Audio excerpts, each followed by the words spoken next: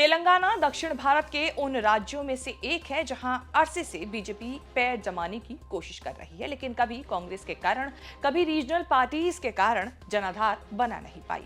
आज भी तेलंगाना में तीसरे चौथे नंबर की पार्टी है। 2023 में कांग्रेस के विधानसभा चुनाव जीतने से बीजेपी को बड़ा धक्का लगा।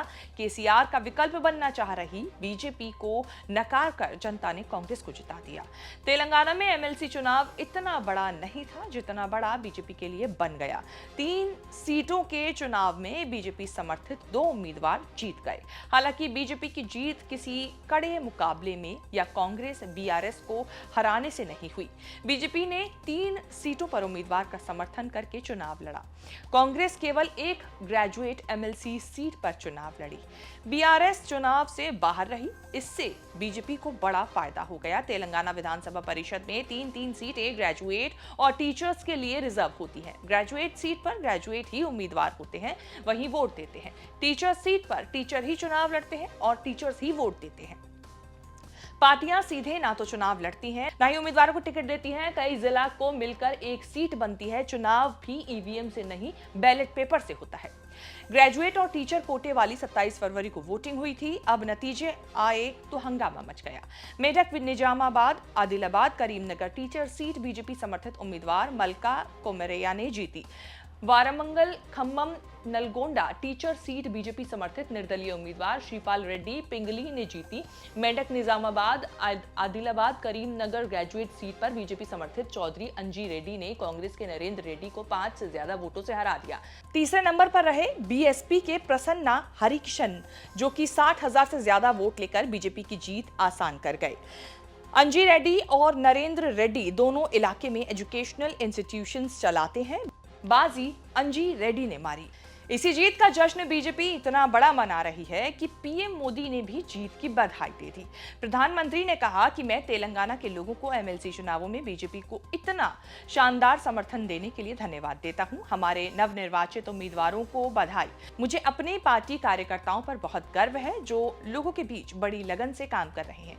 रमजान के दिनों में जीत मिली तो बीजेपी कांग्रेस पर ताने कस रही है कि हिंदुओं ने कांग्रेस को रमजान का गिफ्ट दे दिया।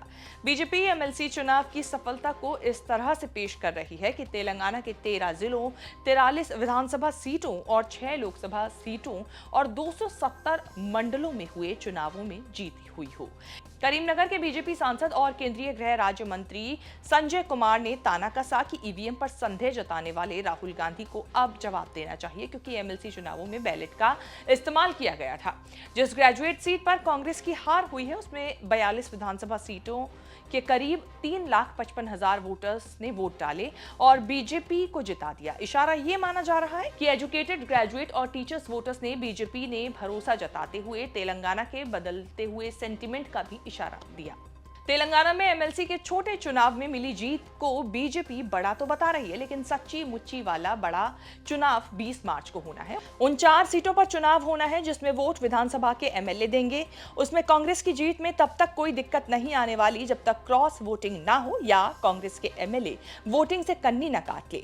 कांग्रेस के एमएलए नंबर के हिसाब से 3 सीटों पर जीत पक्की है। एक सीट बीआरएस को मिल सकती है, लेकिन कांग्रेस चौथी सीट पर भी बीआरएस को वॉकओवर देने के मूड में नहीं है। चौथी सीट भी कांग्रेस लड़ सकती है अगर बीआरएस के 10 एमएलए बाकी हुए और एआईएमआईएम एमएलए ने समर्थन दे दिया तो चौथी सीट भी कांग्रेस जीत सकती है। ये भी बात हो रही है कि कांग्रेस अपने सहयोगियों सीपीआई और एआईएमआईएम को विधान परिषद पहुंचने के लिए चैरिटी कर सकती है। तेलंगाना देश के उन राज्यों में से है जहां विधानसभा के साथ विधान परिषद भी है। इसे लोकसभा राज्यसभा टाइप भी समझा जा सकता है। विधान परिषद छोटी है जिसमें केवल 40 एमएलसी होते हैं जिनका कार्यकाल 6-6 साल का होता है। राज्यसभा की तरह विधान परिषद भी कभी भंग नहीं होती। 6-6 साल में सदस्यों के रिटायर होने पर चुनाव होते रहे हैं। जैसे राज्यसभा में किसी के बहुमत में होने या अल्पमत से होने से सरकार का फैसला नहीं होता, वैसा ही मामला विधान परिषद में भी होता है। तेलंगाना विधानसभा में कांग्रेस के पास प्रचंड बहुमत है, लेकिन विधान परिषद की सबसे बड़ी पार्टी बीआरएस है जिसके 21 एमएलसी हैं। कांग्रेस के 12, बीजेपी के 3, एआईएम के 2 एमएलसी हैं। विधान परिषद के चेयरमैन और डिप्टी चेयरमैन बीआरएस के ही हैं। विधान परिषद में 14 एमएलसी का चुनाव विधानसभा सदस्य करते हैं। विधानसभा में जिसके जितने विधायक उसकी जीत हो जाती है। 3-3 एमएलसी ग्रेजुएट और टीचर्स कोटे से चुने जाते हैं, 4 एमएलसी स्थानीय निकायों से चुने जाते हैं, 6 एमएलसी को राज्यपाल नॉमिनेट करते हैं। शेष भारत में इतना ही। रिपोर्ट आपको कैसी लगी ना बताना भूलें। इस तरह की खबरें आगे भी देखने के लिए बने रहे न्यूज़ तक के साथ।